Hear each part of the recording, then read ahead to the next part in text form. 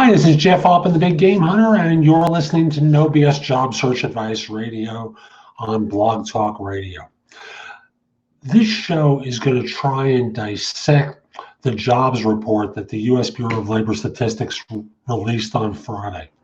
I'm going to start off by talking with you about the highlights of the report and then go beyond the highlights to some stuff that I think is really very interesting.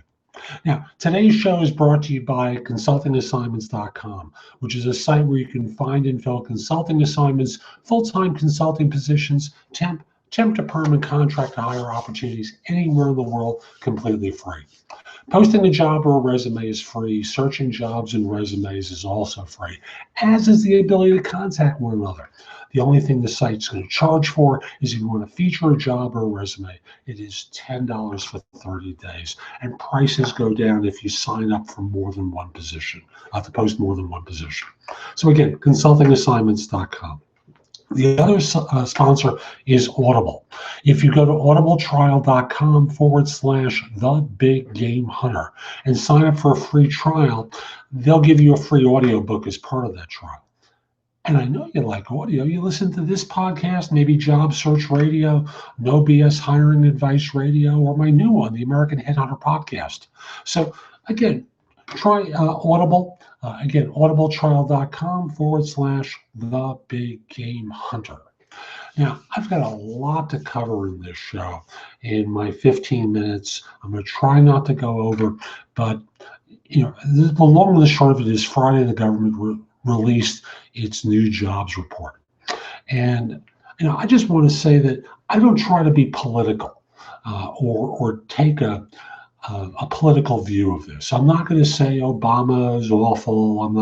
I never said Bush was awful about jobs or Obama was awful about jobs. I just try and cover the data so you can come to your own decisions about things. So again, not to be political or critical, these are my observations in a sense of where we're going.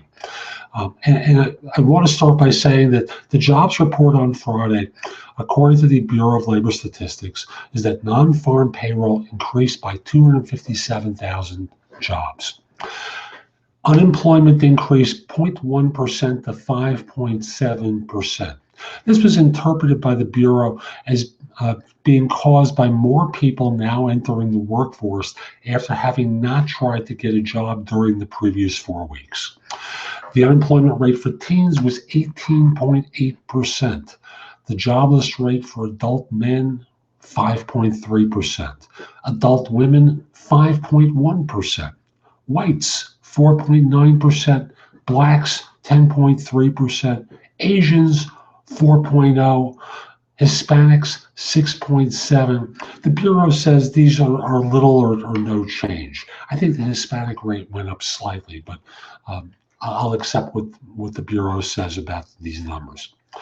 In January, the number of long-term unemployed, meaning those people who were out of work for 27 weeks or more, was basically unchanged at 2.8 million. These individuals accounted for 31.5% of the unemployed. So let me do quick math. 68.5% were short-term unemployed, 31.5% were long-term unemployed. And over the past 12 months, the number of long-term unemployed is down by 828,000 people. That is great news. People are finding work more quickly. Now, there's seasonal adjustments that are made in the report. So after accounting for these seasonal adjustments to the population, the civilian labor force increased by 703,000 in January, and the labor force participation rate rose by 0.2% to 62.9%. The labor force participation rate's been down for quite some time. That there's actually an increase is good news. Total employment, as measured by the household survey, increased by 435,000 people in January, and the unemployment population ratio was little changed at 9.3%. Number of people, and again, bear with me while I go through some of these statistics, because I think they're worth hearing, and then I'm going to interpret some things that aren't obvious when you look at the statistics. The number of people employed part-time for economic reasons, basically they couldn't get a full-time job, was essentially unchanged at 6.8 million. These are people who would have preferred full-time employment, but were working part-time because their hours have been cut back or because they were unable to find a full-time job. Employment in retail trade rose by 46,000 in January. This is kind of unusual because most retailers lay off after the Christmas rush. That they're reporting retail employment went up is pretty unusual. Construction added 39,000 jobs. Healthcare employment increased by 38,000. Employment in financial services rose by 26,000, with insurance carriers and related activities up 14,000, and securities, commodities, and investments up 5,000, contributing to the gain. Financial activities have added 159,000 jobs over the past 12 months. Manufacturing employment increased by 22,000. Professional and technical services added 33,000, and food services and drinking places increased by 35,000. You can get a table at a restaurant now. There are more people there to serve you. Now, here comes some fun stuff. So let's enjoy this for a second, okay? Now, every month, the Bureau of Labor Statistics adjusts the numbers based upon certain assumptions.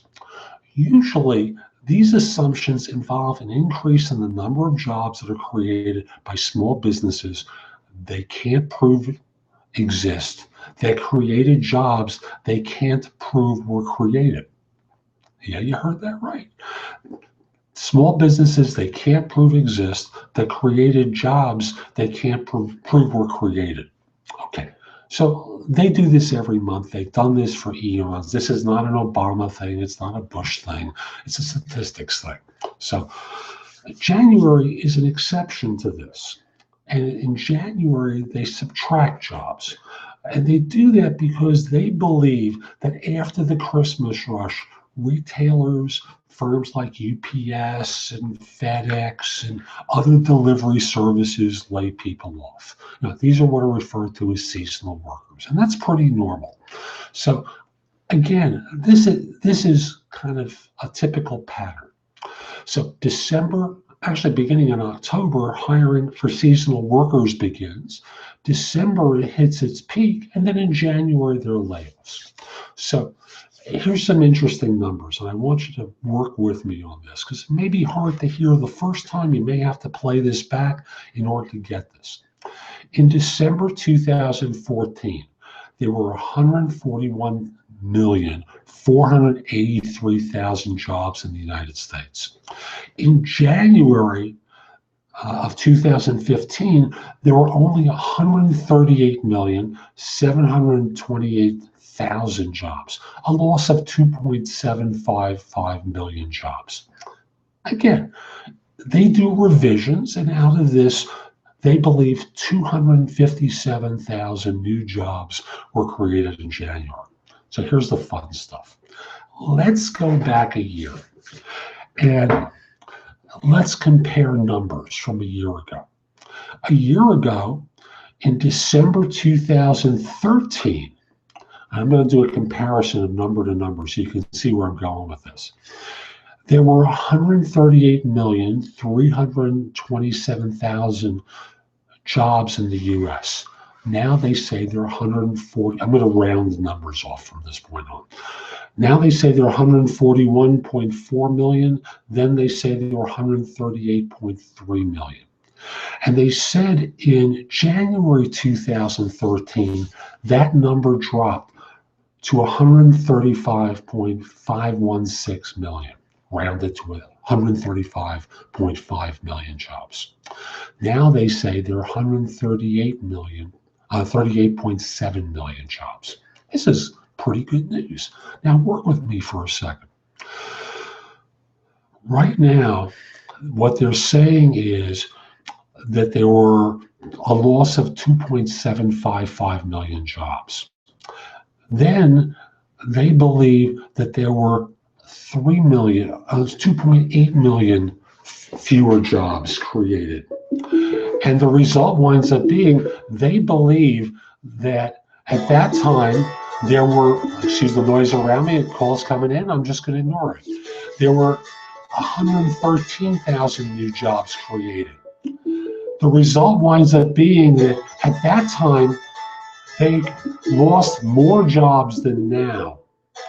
And they believe that there were more jobs created now than then. That doesn't really make a lot of sense to me. Does it make a lot of sense to you? So that's one thing I thought was curious in this report. They also said, well, you have to kind of figure this out. Growth in the U.S. economy in the fourth quarter was 2.6%. But they forgot to mention in most of the reports that 20% of that was healthcare spending, and the majority of that spending was tax-funded subsidies derived from the Affordable Care Act. So basically, the government revised the third quarter statistics on economic growth upward. Most of that increase was caused by the Affordable Care Act.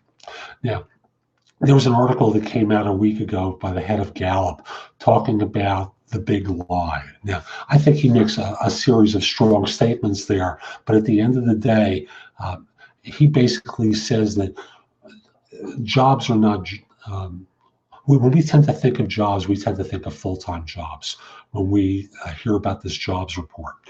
And in point of fact, many of the jobs that are being created are part-time jobs.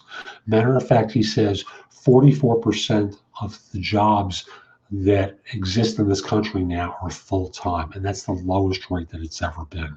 And that we need to get up to 50% of new jobs created.